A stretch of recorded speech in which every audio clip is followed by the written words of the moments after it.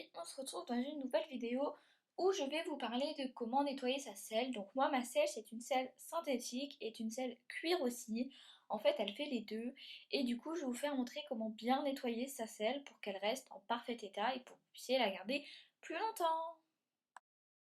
Donc voilà ma selle, donc c'est une selle avec du cuir et là au niveau où je touche c'est du synthé et aussi au niveau des sangles c'est du synthétique. Donc en fait j'ai les deux, j'ai le cuir en haut et le cuir sur les côtés. Donc ce que je vais faire tout d'abord c'est prendre une lingette pour bébé pour bien la nettoyer, pour retirer toute la poussière qu'il y a sur la selle. Je vous conseille quand même de faire ça avant parce que ma lingette a fini marron tellement c'était sale. Donc je vous conseille de bien frotter, de bien nettoyer avec une lingette pour bébé, excusez-moi, je vous le conseille, c'est encore mieux, je trouve que ça nettoie bien, ça fait pas trop mouillé, c'est parfait.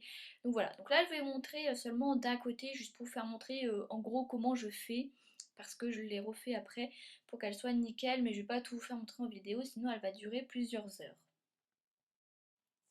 Pensez aussi, si vous avez le temps, à nettoyer vos étriers. Donc comme vous voyez, la lingette est vraiment noire, noire, noire, alors que j'ai frotté que 2 minutes. Mais pensez à nettoyer vos étriers et vos étrivières parce que c'est aussi très sale et c'est ça qui abîme la selle. Donc moi après j'utilise une compresse, je trouve que c'est une matière qui ne rille pas le cuir avec ma graisse à cuire, donc tout simplement une graisse de chez Fuganza tout à fait normale, elle est sans couleur, c'est la jaune en fait. Donc voilà, c'est un peu celle qui sent la colle de quand on était petite.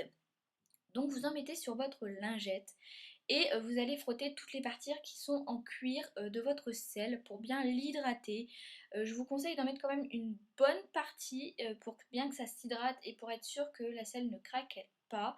Et je vous conseille aussi c'est de pas trop la mettre au soleil. Donc je sais que là je la mets au soleil, mais c'était seulement pour vous faire montrer la différence quand je graisse et que je ne graisse pas.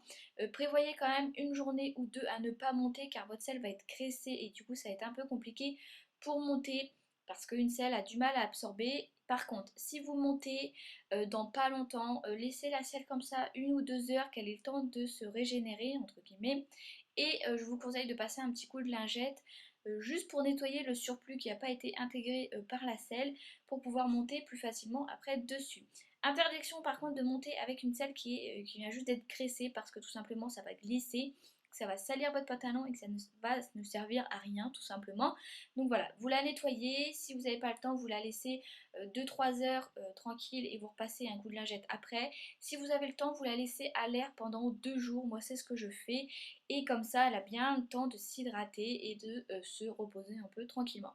Donc là vous voyez carrément que ma selle brille, j'ai voilà, juste nettoyé et j'ai juste passé un coup de graisse et elle brille vraiment beaucoup, c'est vraiment top et voilà, moi je passe un petit coup de lingette après, mais voilà, après vous faites ce que vous voulez. Donc voilà, vous avez une selle propre, brillante, qui va durer longtemps parce que vu qu'elle est graissée, c'est plus simple. Donc voilà, j'espère que cette vidéo vous aura plu, je vous fais d'énormes bisous, si vous avez d'autres vidéos à me demander, n'hésitez pas. Bisous!